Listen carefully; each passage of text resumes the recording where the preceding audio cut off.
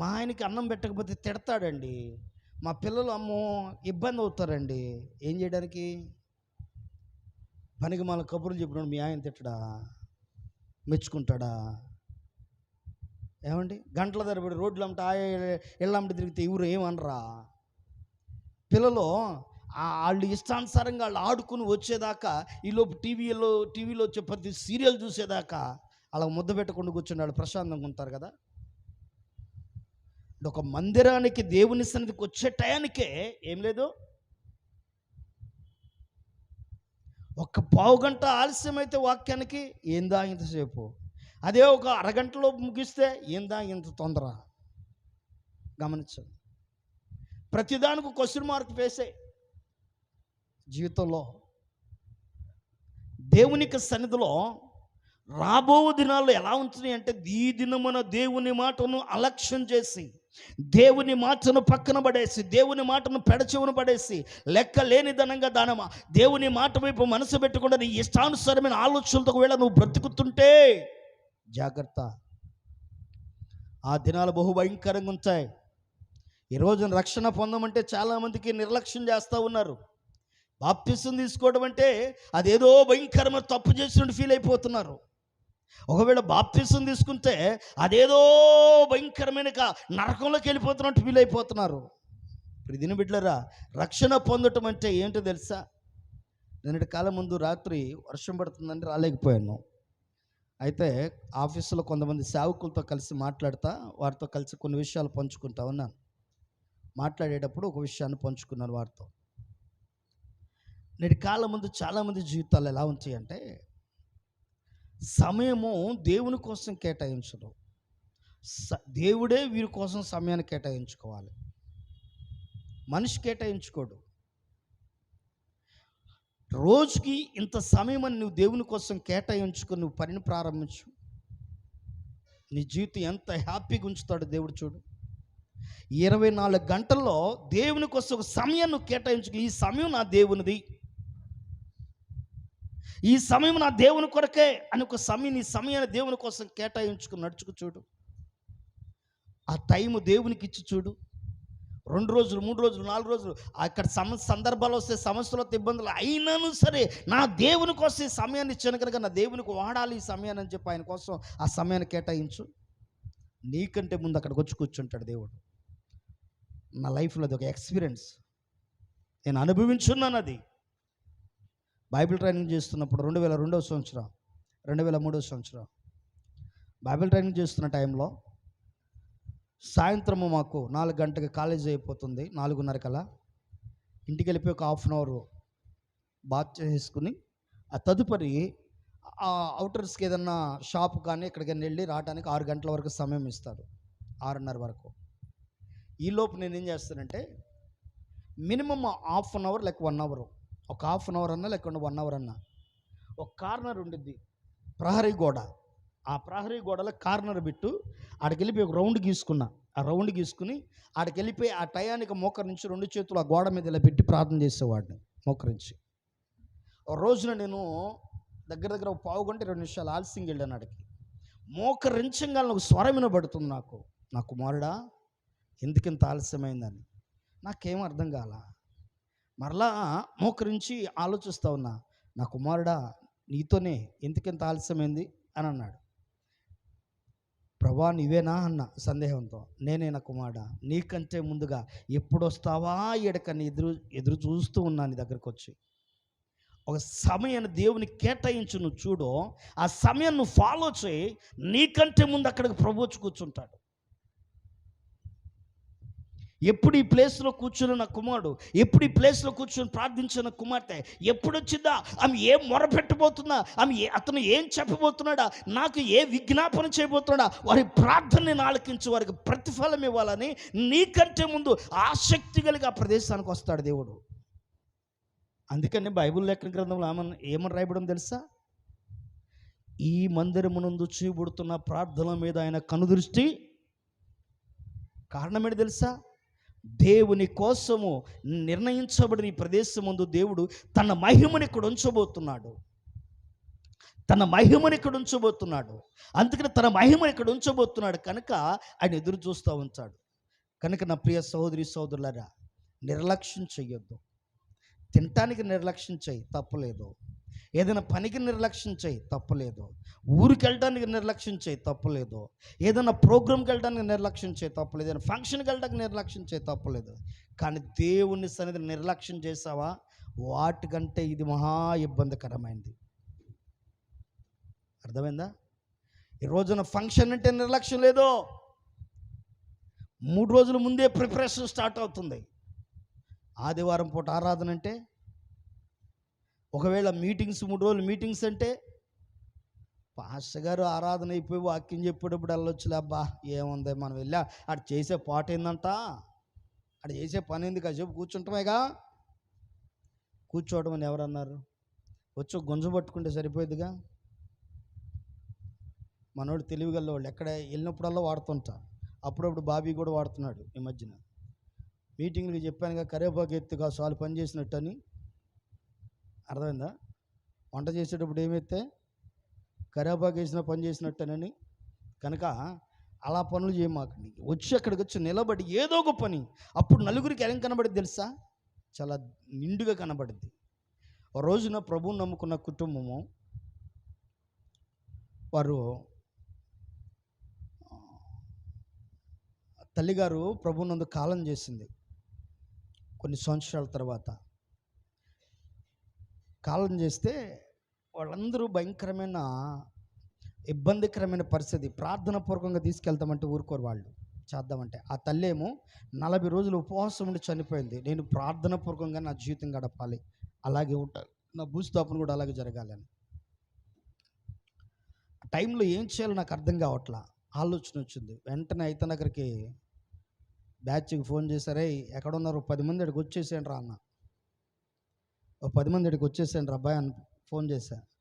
పెట్టి తెచ్చేవాళ్ళు, తపాసులు పిలిచేవాళ్ళు, ఇట్లా గొయ్యి దగ్గరికి వెళ్ళే వాళ్ళు, ఇట్లా ఒక్కొక్క 10 మందికి 10 పనులు అప్పగించే వాళ్ళందరూ ఇక్కడికి రండి రా అన్న. ఆ 10 మంది ఆడికి వచ్చారు. ఒక 4 విశ్వాసం తీసుకుని వెళ్ళి ఆడికి వెళ్ళా. ఏంది బాస్ గారు, ఏంది అని లేచారు. ఏంటన్నా చెప్పండి అన్న. ఏంది ప్రార్థన చేస్తారా, అక్కడ తీసుకెళ్తారా, మా అక్కని మా ఇష్టం వచ్చినట్టు తీసుకెళ్తాం, తీసుకెళ్ళడానికి ఇల్లుదో అని అన్నాడు. మీ ఇష్టం అన్న, మీ ఇష్టం. కానీ ఆమె చనిపోయేటప్పుడు ప్రార్థనాపూర్వకంగా వెళ్ళాలంది. వీళ్ళందరూ నా తరపున నిలబడ్డారు, వీళ్ళందరూ ఉన్నారు. కనుక ఆ కార్యక్రమం జరిపించడానికి వీళ్ళందరూ వచ్చారు. ఇప్పుడు వీళ్ళకేం చెబుతాం చెప్పు అన్న. ఓకేలే, మీరు నచ్చినట్టు మీరు చేసుకోండి అని అలాగే చూసి వెళ్ళిపోయాడు. ఒక శత్రువైనా మార్చబడాలి అంటే నలుగురు కనపడితేనే. ఆ నలుగురు కనపడకుండా, ఆ నలుగురు అక్కడ కనపడకుండా ఏదో వెళదాంలే అని నిర్లక్ష్యంతో ఉంటే ఎక్కడ పనులు కావండి. ఈ రోజున కుటుంబమైనా సరే ఒంటరిగా పోరాడితే దానివల్ల ఉపయోగం లేదు. అదే అంటాడు, ఒంటరిగాడు పోరాడిన వల్ల వాడికి ఏంటి లాభం? ఇద్దరు కలిసి పోరాడటం వల్ల లాభం కలుగును కదా, ఇద్దరు కలిసి పని చేయటం వల్ల లాభం కలుగును కదా. ఒంటిగాడు వల్ల ఉపయోగం ఏంటి అంటాడు. ఒక్కసారి ఆలోచించండి. దుర్దినాలు నీ దగ్గరకు వస్తున్నాయని గ్రహించినప్పుడు ముందు వాటి నుంచి బయటకు రావాలి. లేకపోతే ఆ సమయాన్ని నిర్లక్ష్యం చేస్తే, ఆ సమయాన్ని పక్కన పడేస్తే, దేవుడు చెబుతున్న మాట ఇదిగో ఈరోజే మిక్కిలి అనుకూలమైన సమయం, యేసు దగ్గరికి రా, నీ జీవితం బాగుపడుతుందని చెప్పినప్పుడు కూడా నేను రానులే అని పక్కకు తిరిగి వెళ్ళిపోతే జాగ్రత్త వస్తామా. ఆ రోజే నీకు అపాయము వాటిల్లో వచ్చేమో, మరణము వాటిల్లో వచ్చేమో, సమస్య వాటిల్లో వచ్చేమో. ఇప్పుడు దీని బిడ్డలారా దయచేసి గమనించండి. నా జీవితంలో ఒక 3 విషయంలో చాలా బాధపడ్డాను, కృంగిపోయాను కూడా. ఒకటి, అయితే నగర్లో ఒక యవనస్తురాలు, ఆమెకు గొంతు క్యాన్సర్ వచ్చింది. గొంతు క్యాన్సర్ వచ్చి బాధపడుతూ ఉంది. ట్యూబ్ వేసి ఆ ట్యూబ్ ద్వారా ఆమెకి లిక్విడ్ పంపిస్తూ ఉన్నారు గొంతు క్యాన్సర్ వల్ల. అయితే ప్రార్థన తీసుకొచ్చారు, ప్రార్థన చేస్తూ ఉన్నాను. దేవుని మహాకృపను బట్టి ట్యూబ్ లేకుండా అన్నం తింటూ ఉంది. ఆమెకు ఉంచి నిండా తాయెత్తులు వేశారు. చేతికి 2 చేతులకు 2 తాయెత్తులు, మెడలో దండ ఒకటి వేశారు, దండకు తాయెత్తులు. ఇక వాళ్ళు నా కాళ్ళకి వాళ్ళకు తోచుని తోట తాయెత్తులు కట్టుకున్నారు. ఆ దెయ్యాలు లొగలొగలాడుతా కనబడతా ఉంటే చెప్పానమ్మా, ఇమిటెంట్కి వీటన్నిటిని తీసేయండి, ప్రభునందు నమ్మకం ఉంచండి, ఆమెకు దేవుడు స్వస్థనిస్తాడు, ఆరోగ్యం ఇస్తాడమ్మా అని. ఒక నెల రోజులు ప్రార్థన పెట్టమన్నామండి. సారీ 7 వారాలు ప్రార్థన పెట్టమన్నాం. 7 వారాల్లో 5 వారాలు ప్రార్థన జరిగింది. 6వ వారం ప్రార్థన పెట్టనిలా. మా అమ్మాయికి బాగుందండి, మేము ఆ ఊరు వెళ్ళి వస్తామండి, ఈ ఊరు వెళ్ళి వస్తామని చెప్పేసి 2 వారాలు ప్రార్థన కొట్టేశారు. ఆరోగ్యం వచ్చిందని చెప్పేసి వాడు మొక్కుకున్నారంటే కొన్ని పుణ్యక్షేత్రాలు, మొక్కుకున్నారంటే కొన్ని ప్రాంతాల్లో, మొక్కుకున్న ప్రాంతాలకు వెళ్ళిపోయారు. వెళ్ళిపోయిన తర్వాత అమ్మాయిని అక్కడి నుంచి ఎలా తీసుకొచ్చారు తెలుసా? మరలా ఇమిడియెంట్గా హాస్పిటల్ తీసుకెళ్తే చచ్చిపోద్ది, హాస్పిటల్ తీసుకెళ్ళకపోతే చచ్చిపోద్ది అన్న కండిషన్లో తీసుకొచ్చారు. ఇంటికి తీసుకొచ్చి హాస్పిటల్ తీసుకెళ్లారు. అమ్మ బ్రతకటం కష్టం, చచ్చిపోద్ది అమ్మ అని చెప్పేసి ఇంటికి పంపించారు. ఇంటికి పంపించిన వారాన్ని చనిపోయింది. ఎడ్డలింగి కాలనీలో ఇద్దరు వ్యక్తులు. ఒక అమ్మాయికి ఎయిడ్స్ అని చెప్పి భర్త ఎద్దులు పెట్టేశాడు. ఇప్పుడు మనం ఉంటున్న ఇంటి స్థలంలోనే వాళ్ళు అద్దుకున్నారు. ఎయిడ్స్ అని చెప్పేసి వదిలిపెట్టేశారు. వదిలిపెట్టేస్తే వాళ్ళ నాయనమ్మ ప్రార్థన తీసుకొచ్చింది. ప్రార్థన తీసుకొస్తే ప్రార్థన చేస్తే ఆమెల నుంచి దెయ్యం బయటకు వచ్చి, ఇది నేనే పెట్టాను బలహీనత, ఈమెకు పెట్టిన బలహీనత నా వల్లే జరిగింది కనుక ఈమె ఎప్పుడైతే ప్రార్థన మానేస్తుందో అప్పుడు ఈమెలోకి నేను వచ్చేస్తా అని చెప్పేసి వెళ్ళిపోయింది. యేసునామమున ఆజ్ఞాపిస్తున్న కెనడా ఉండటానికి వీళ్ళేది పో శాతం అని చెప్పి గతంగానే వెళ్ళిపోయింది. ఇప్పుడు వీళ్ళు ఏం చేయడం ప్రారంభించారంటే అవుటుపల్లి అని అది గుణదలు ఒకటి, అవుటుపల్లి ఒకటి, తర్వాత మరలా నాగపట్నం ఒకటి, ఇట్లా ఊళ్ళు తిరగడం ప్రారంభించారు. ప్రార్థనకు వచ్చి చెప్పాను, ఆదివారం పూట మన మందిరానికి తీసుకురండి అన్న. మంచం నుంచి లేవలేనామా ఒక రోజున నెత్తి మీద మన పానకం పండగ ఒకటి ఉండేదిగా తెలుసా? పానకాల పోసే పండగ. ఆ పండగ రోజు నెత్తి మీద బాణ పెట్టుకుని నెత్తి మీద అది తీసుకుని మందిరానికి నడుచుకుంటూ వచ్చింది. చూసిన అందరూ ఆశ్చర్యపోయారు. అసలు ఈ అమ్మాయి లేవలేదు, మంచాలను ఉండిపోయిన అమ్మాయి ఎందుకు ఇట్లా వచ్చింది అంటే ప్రార్థన, దేవుడు కార్యం చేశాడు. జరిగిన నెల రోజులకి మరలా అమ్మాయి భూస్థాపన కార్యక్రమానికి నేనే వెళ్ళా. బాగా గుర్తుపెట్టుకోండి, మేలు జరిగిన తర్వాత గ్రహించకపోతే ప్రియమైన బిడ్డలారా, 3వ అంతస్తులో ఒక ఆమె ఉంటుంది, అద్దెకొచ్చారు. వారు లవ్ మ్యారేజ్ చేసుకున్నారు. సిస్టర్ గారు ఏమో ఎమ్మెల్యే, అతనేమో అదర్ క్యాస్ట్ ఎవరో. అయితే అమ్మాయి ప్రార్థన అంటే ఈయన పూజ అంటాడు. ఇట్లా ఉంచగా ఆ అమ్మాయికి మీద ఎవరో ఏం చేస్తారో మరి తెలీదు, భయంకరమైన చాదుబడి ప్రయోగం చేస్తారు. దగ్గర చాలా ప్రాంతాలు తిరిగాడంట, వల్లగలదంట. వేరే వాళ్ళు చెప్పారంట, పాస్టర్ గారి దగ్గరికి వెళ్ళండి, ప్రార్థన చేస్తారు, మేలు జరిగిద్దని. మన దగ్గరకు వచ్చారు. వస్తే ప్రభు అన్నాడు, నా కుమారుడా నువ్వు పైకి వెళ్ళ, మాకు కిందే ఉండి ప్రార్థించి ఆమె కింద దిగొచ్చుది అన్నాడు. 3 నెలల నుంచి మంచంలో ఉన్నామా పైనుంచి కిందకి మెట్లు దిగొచ్చింది, 3 అంతస్తుల నుంచి. కళ్ళు తెరిచే అలాగే ప్రార్థించే, కళ్ళు మీమాకు అన్నాడు. నేను ఆ వెంకట చూస్తా ప్రార్థన చేసి అరగంట కింద నుంచోబెట్టి, అరగంట అలాగే నుంచుంది. క్లియర్ హ్యాపీనెస్ లైఫ్ బాగుంది. వాళ్ళతో అన్నాను, ప్రభు మందిరానికి రమ్మంటున్నాడయ్యా, వస్తే ఈమెకు మంచి ఆరోగ్యం వచ్చింది, ప్రార్థన ఇచ్చిపెట్టొద్దన్న. 2 మగపిల్లలండి, ప్రార్థన ఇచ్చిపెట్టొద్దన్న. ఈయన పొందుకున్న మేలును బట్టి వెంటనే ఆదివారం పూట డొమ్మగా కొట్టేసి ప్రార్థన ఎగ్గొట్టేసి బంధువులకి ఏళ్ళకి వెళ్ళాడు. 3వ నెల వచ్చేసరికి ఆ ఇల్లు ఖాళీ చేసి వెళ్ళిపోయారు. అంటే మీరు అర్థం చేసుకోండి, 2 పిల్లలు, తండ్రి మాత్రం వెళ్ళిపోయారు 3 నెలల్లో. నా జీవితంలో మర్చిపోలేని 3 అవి ఎలా మిగిలిపోయినాయి, బాధకరం.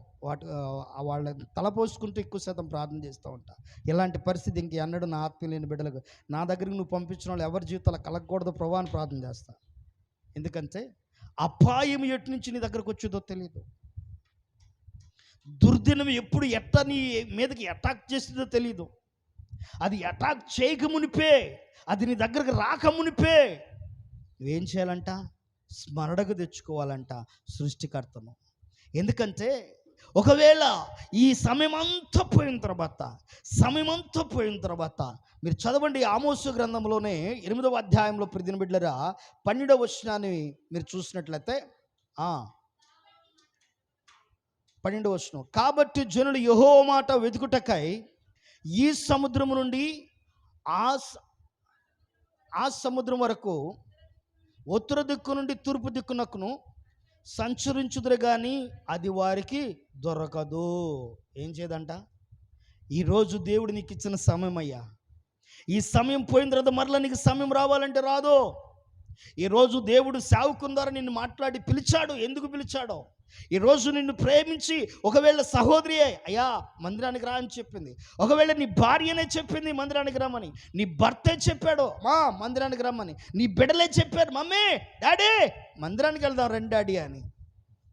దేవుడు ఎందుకు వారి నోట పలికిచ్చాడో, దేవుని సన్నిధికి రమ్మని ఎందుకు వారి చేత ప్రేరేపణ నీకు కలిగించాడో, ఎందుకు వారిని ఉద్దేశపూర్వకంగా నీతో హెచ్చరిక చేపిస్తున్నాడో నువ్వు గ్రహించు. ఈ సమయం మరలా నీకు పోతే మరలా తిరిగి రాదు. అపాయము నీ దరిదాపుల్లోకి రాకుండా ఆయన నీ చుట్టూ కంచె వేస్తాడు, కాపుదలేస్తాడు.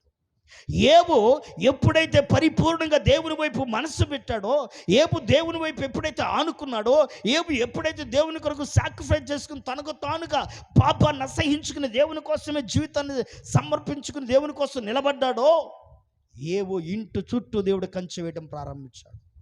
ఏబు కలిగిన దానంతటికి కంచె వేశాడు, విడిచిపెట్ల. ఏబు కలిగి ఉన్న ఆస్తికి కూడా దేవుడు కాపుదల ప్రకటించాడు. ఏ శాతాను దాంట్లో ప్రవేశించడానికి వీల్లేదు, ఏ దురాత్మ శీకటి అక్కడ ప్రవేశించడానికి వీల్లేదు.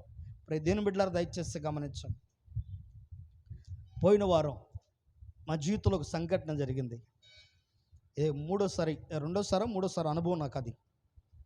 ఒకసారి ఐతనగర్లో ఉన్నప్పుడు అద్దెకున్నప్పుడు జరిగింది, మరో చోట మల్లెపాడు ప్రాంతంలో అద్దెకున్నప్పుడు జరిగింది, మరలా మొన్నటి కాలం ముందు జరిగింది. మాకు మిడ్ నైట్ చీకటి శక్తుల యొక్క అరుపులు మా ఇంటి చుట్టూ భయంకరంగా వినబడతా ఉన్నాయి. మినిమం 1 గంట అయింది పడుకునేసరికి. అటు ప్రేయర్కి వెళ్ళొచ్చు, లేకుంటే ఇంటికాడ కాసేపు కూర్చొని మాట్లాడుకుని ప్రేయర్ చేసుకునేసరికి మినిమం 1 గంట అయింది. ఆ రోజు కాస్త పెందలగడ పడుకుందామని 11 గంటలకు ఎక్కడికి వెళ్ళలేదు, పడుకుందాం అనుకున్నాను. కాస్త అలా కూరుకు పడతా ఉంది. పాస్టర్ గారి హెల్త్ బాగాలేదండి, ఆమె కోసం ప్రేయర్ చేశాను. ఆమె పడుకుంది. మరలా నిద్ర వస్తుంది, పడుకుందాం అనుకున్న టయానికి ఇంటి చుట్టూ శబ్దాలు స్టార్ట్ అయినాయి. దేవుడు అంటున్న కుమారులా లేచి ప్రార్థించే అన్నాడు. లేచా. ఎంత భయంకరంగా వినబడ్డాయి అంటే దడుపు పుట్టుకొచ్చేంత రీతిగా. హర్రర్ మూవీ అంటారు చూసారా మీరు, హర్రర్ మూవీలో శబ్దాలు అలాంటి శబ్దాలేం కాదు, కానీ అంత భయంకరంగా దడుపు పుట్టుకొచ్చే రీతిగా చీకటి శక్తుల ప్రభావాలు అవి శబ్దాలు చేయడం ప్రారంభించినాయి. వెంటనే అలాగే మంచం మీద ఉండి దగ్గర 3 అయిందో 4 అయిందో తెలియదండి, అప్పటి వరకు ప్రేయర్లోనే ఉన్నా. ఆ శబ్దాలు అలా నిదానంగా దూరం అయిపోయి మొత్తం క్లియర్ అయిపోయి. ఎందుకంటే అపాయం ఎటు నుంచి ఎప్పుడు ఎట్లా ఏ టైం అనేది దానికి తెలియదు. పగలని తెలియదు, రాత్రి అని తెలియదు, ఎప్పుడన్నది తెలియదు. అది నీ మీద అటాక్ చేయడానికే చూస్తుంది. అది దాని పని ఏంటంటే నిన్ను ఇబ్బంది పెట్టాలి, దాని పని ఏంటంటే నిన్ను నష్టపరచాలి, దాని పని ఏంటంటే నిన్ను సమస్యల పాలు చేయాలి. అదే దాని ఉద్దేశం. కనుక దాన్ని జయించాలి అంటే నీ జీవితంలో నువ్వు కలిగి ఉండాల్సింది ఏమిటంటే, అపాయం నీ దగ్గరకు రాకమునిపే, ఆ సందర్భం నీ దగ్గరికి రాకమునిపే దావీదులాగా నువ్వు కూడా ప్రభు సన్నిధిలో గడపాలా, దేవునితో ఐక్యమవ్వాలా. సమయం అనక ప్రార్థన చేయి. ఇప్పుడు దేని బిడ్డలేరా, క్రైస్తవుల జీవితాల్లో ఎక్కువ శాతము మాంత్రికులను, ఎక్కువ శాతము తాయిత్తులు వేసేవాళ్ళని, వీళ్ళని బాగు చేసేది ఎవరు తెలుసా, వాళ్ళకి డబ్బులు ఇచ్చేది ఎవరు తెలుసా? నా సర్వేలో తేలింది ఎవరు తెలుసా? వాళ్ళు క్రైస్తవులేనంట, నామకార్థ క్రైస్తవులు. వాళ్ళు ఎవరి దగ్గరికి వెళ్ళేది? మాంత్రికుల దగ్గరికి, తాయిత్తులు వేసేవాళ్ళ దగ్గరికి వెళ్ళేది వీళ్ళేనంట. వీళ్ళ ఇంట్లో ఎవరో వాళ్ళు చచ్చిన వాళ్ళు ఉంటారు, వాళ్ళు పనికిమాలిన వాళ్ళు.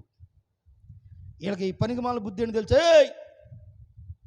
పిల్లడు బాగాలేదా, బా అడబా, ఆడ తాగితే అస్తవాస్తి ఎంత మంచిది తెలుసా, అస్తవాస్తి ఎంత మంచిది తెలుసా, ఆడ వేపించాలా, లేకపోతే ఇబ్బంది. అస్తవాస్తి మంచిదే. ఆ రోజున ఒకళ్ళు దెయ్యం పచ్చినోళ్ళకి ప్రార్థన చేస్తూ ఉన్నా, కొట్లు లొగలొగలాడుతూ ఉన్నాయి దెయ్యాలు. ఏంట్రా బాబు వీడికి పరిస్థితి అంటే, ప్రతి సందర్భంలో దగ్గిన తుమ్మిన ఏ చేసినాడికి ముందు తాగితేస్తారంట ఇంట్లో. వేసిన తాయిత్తంట ఆయన అన్నాడంట, ఏ తాయిత్తు అయినా సరే పచ్చని చెట్టు మీదన్నా ఇంటి పైన వేయాలన్నాడంట. ఏడేయాలంట, ఏడేయాలమ్మా? పచ్చని చెట్టు మీదన్నా ఇంట్లోనన్నా ఇంటి పైన వేయాలంట. లేదంటే పారే కాళ్ళు వేయాలి. మనకేం పారే కాలువలు ఉండవుగా. చూస్తూ తాయి తీసుకుని మురుగుంటలు వేయరుగా. ఇంటి ముందు ఉన్న మురుగు కాళ్ళు ఎత్తారా? వేయరు. ఏడెత్తారు? ఇంటి ముందు ఒక చెట్టు ఒకటి ఉండిద్ది. ఇంటి ముందు ఒక చెట్టు ఉండిద్ది. ఇప్పుడు దేని మీద ఎత్తారు? ఈసిరి దానిపైకి ఎత్తారు. లేకపోతే ఏడెత్తారు? ఈసిరి ఇంటి పైన ఎత్తారు. అది చెప్పాడుగా. ఇప్పుడు పోయినవన్నీ ఏడుంటాయి? ఏడకి వెళ్తాయి? ఆ చెట్టు పైన ఉంటాయి, లేకపోతే నా ఇంటి పైన ఉంటాయి. ఇంక బయటికి పోవు. ఉదాహరణకు మీకు బాగా అర్థమవుతుందని చెప్తున్నా, బాగా అర్థం చేసుకోండి. ఓ సోద ఆయన మన దగ్గరకు వచ్చాడు, ప్రేయర్ చేయించుకోవడానికి వచ్చాడు. నేను ప్రేయర్ చేశాను. ప్రేయర్ చేసిన తర్వాత మనకి ఈ ఊర్లో చాలామంది ఉన్నారు. అటెళ్ళి ఇటు వచ్చి ఇటు వచ్చి అటెళ్ళి వచ్చి మొత్తం అన్నీ చేసి వచ్చి, అయ్యగారు నా కోసం ప్రార్థన చేయవా అని చేయించుకున్నాడు. చాలామంది ఉన్నారు ఇక్కడ అన్నీ చేసి వచ్చి. అయితే గమనించండి, సోద ఆయనకి ప్రేయర్ చేసిన తర్వాత ఆయన కొంచెం మేలు పొందుకుని, అయ్యా నెమ్మదిగా ఉందయ్యా అన్నాడు. నేను అడిగాను, మీరు తాయిత్తులు వేస్తారు కదా, మరి దాని ప్రభావం ఏంటి, దాన్ని ఎట్లా జరిగిద్ది అన్న. ఏం లేదు అయ్యగారు, చిన్న దెయ్యం ఉందనుకో, ఆ దెయ్యం వల్ల వాడికి జ్వరమో ఏదో ఒకటి వచ్చింది. ఇప్పుడు మేము దాన్ని వదలగొడతాక ఏం చేస్తాం తెలుసా? ఒక పెద్ద దెయ్యాన్ని పంపిస్తాం తాయిత్తు ద్వారా. మంత్రాలు చదివి రేకు మీద దాన్ని బంధించి, దేని మీద? చిన్న రేకు మీద అక్షరాలతో దాన్ని బంధించి, ఆ రేకుని తీసి ఒక గొట్టంలో పెట్టి దాన్ని ఇస్తాడంట. దేనికి? ఏం పంపించడానికి? ఒంట్లో ఉన్న చిన్న దెయ్యాన్ని పంపించడానికి పెద్ద దెయ్యాన్ని పంపిస్తాడంట. ఇప్పుడు ఈ పెద్ద దెయ్యం ఏం చేసింది తెలుసా? రాంగాల్ని చిన్న దెయ్యంతో ఫైట్ చేసింది. ఇప్పుడు చిన్న దెయ్యం ఎల్లంగాల్ని ఒంట్లోకి ఏమొచ్చింది? ఓపిక వచ్చింది. ఓపిక రంగాలంటుంది. అబ్బా, మొహంలో ఎంత కళ కనబడుతుందో, ఇంతకుముందు లేదు అసలు, ఇంతకుముందు ఆ కళ లేదు అని చెప్పి అనుకుంటాం. ఇప్పుడు పెద్ద దెయ్యం వచ్చింది. ఏడకెళ్ళిద్ది? జాగ్రత్త, దీని మాత్రం దీమోకు మరలా వచ్చింది అంటాడు. ఇప్పుడు దీన్ని ఎలా పంపించాడు అంటే, చిన్న లాజిక్ చెప్తా. ఆయన చెప్పిన లాజిక్ చిన్నది చెప్తా.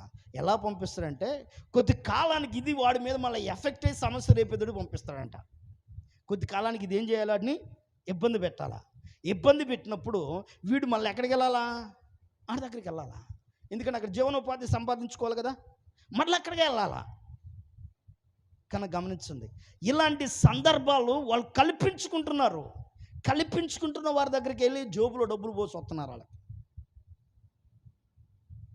దేవుని సన్నిధిలో నా ప్రియ సహోదరి సోదరులారా, పరిశుద్ధుడైన దేవుడు చలవిస్తున్న మాట, దుర్దినాలని దగ్గరికి వచ్చినప్పుడు వాటి మీద నీకు విరక్తి పుట్టక మునిపే దేవుడు అంటున్నాడు, వాక్యం వినబడుతున్నప్పుడు ఆ వాక్యాన్ని వినకపోతానంట, మరలా వాక్యం కోసం నువ్వు ఆతృతపడి ఎదిగినా ఆ సమయం నీ దగ్గరికి రాదంట, ఆ సందర్భం నీ దగ్గరికి రాదంట. ఇప్పుడు దీని బిడ్డారా, అపాయం నీ దగ్గరకు వచ్చి జరగాల్సిన నష్టం జరిగిపోయిన తర్వాత అయ్యో అన్నా ఉపయోగం లేదు. అందుకని లోక సామెత ఉంటుంది ఏంటి? చేతులు కాలిన తర్వాత ఏం పట్టుకోకూడదు? చెప్పండి గట్టిగా. ఏం కాలిన తర్వాత?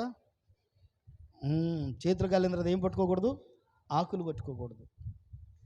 దండం మీద వేసిన గుడ్డన్న తీసుకో.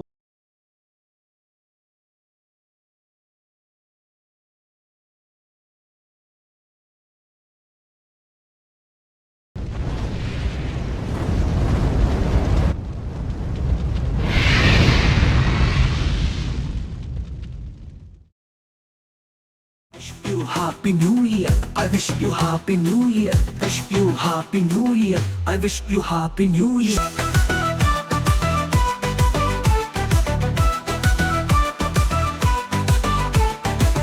శ్రీ యేసు గీతాలతో, హల్లెలూయా స్తోత్రాలతో సాగిపోయేదము నూతన వత్సరములో.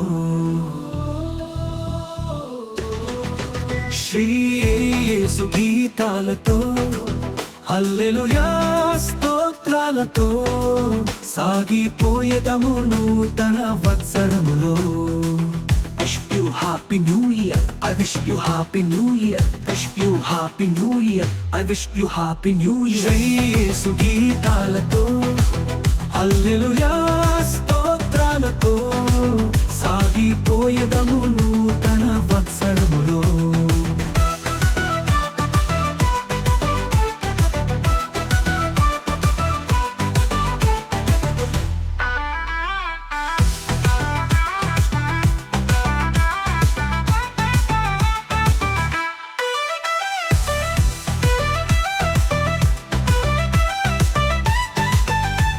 పాపమును విడిచి లోకాశలను జయించి విజయ గీతాలతో ప్రభు యేసుని ఆరాధింప. పాపమును విడిచి లోకాశలను జయించి విజయ గీతాలతో ప్రభు యేసుని ఆరాధింప. ద్వేషమును వదిలి క్రోధము మరిచి సాగిపోయేదము నూతన వత్సరములో. Wish you happy new year, I wish you happy new year, wish you happy new year, I wish you happy new year. Shri యేసు గీతాలతో హల్లెలూయా స్తోత్రాలతో సాగిపోయేదము నూతన వత్సరములో.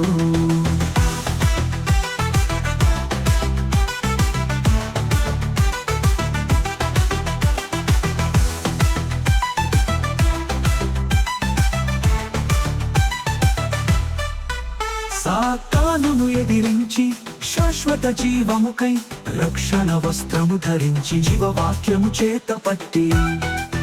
సాతానును ఎదిరించి శాశ్వత జీవముకై రక్షణ వస్త్రము ధరించి జీవవాక్యము చేత పట్టి. నా యేసుతో నడుచుచు ఆత్మను రక్షింప సాగిపోయేదము నూతన వత్సరములో. Wish you happy new year, I wish you happy new year, wish you happy new year, I wish you happy new year. Shri యేసు గీతాలతో హల్లెలూయా స్తోత్రాలతో సాగిపోయేదము నూతన వత్సరములో. శ్రీ యేసు గీతాలతో హల్లెలూయా స్తోత్రాలతో సాగిపోయేదము నూతన వత్సరములో. Wish you happy new year, I wish you happy new year, wish you happy new year, I wish you happy new year, wish you happy new year, I wish you happy new year, wish you happy new year, I wish you happy new year.